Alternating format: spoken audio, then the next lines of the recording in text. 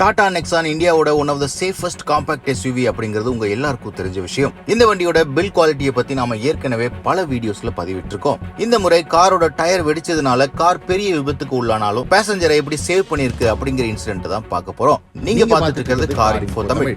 கார்கள் பற்றிய அனைத்து தகவல்களையும் உடனுக்குடன் தெரிஞ்சுக்க கார் இன்ஃபோ தமிழ் சேனலுக்கு சப்ஸ்கிரைப் பண்ணுங்க. நிக்கில் ராணா அப்படிங்கிற யூடியூப் சேனல் காருக்கு higher global NCAP safety rating எவ்வளவு முக்கியம் அப்படிங்கிற அவேர்னஸ் கிரியேட் பண்ற மாதிரி பல விபத்துகள் உள்ளடங்கிய வீடியோக்களை பதிவிட்டு வராங்க. இந்த விபத்து சத்தீஸ்கர்ல உள்ள NH30 அப்படிங்கிற ஹைவேல நடந்திருக்கு. வண்டி ஹைவேல போயிட்டு இருக்கும்போது சடன் டயர் பர்ஸ்ட் காரணமாக கட்டுப்பாட்டை இழந்து சைட்ல இருந்த போல் மேல போய் மோதிருக்கு.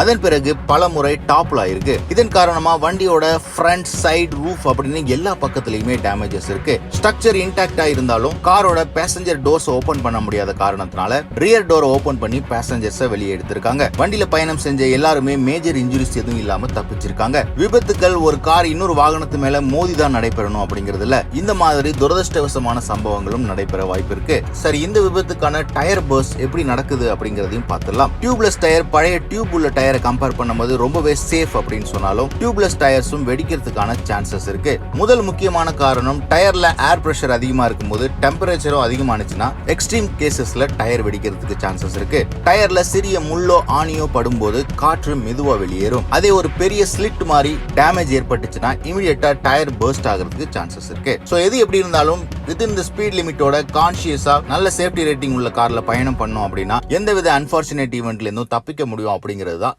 இந்த சம்பவம் எடுத்து காட்டுது.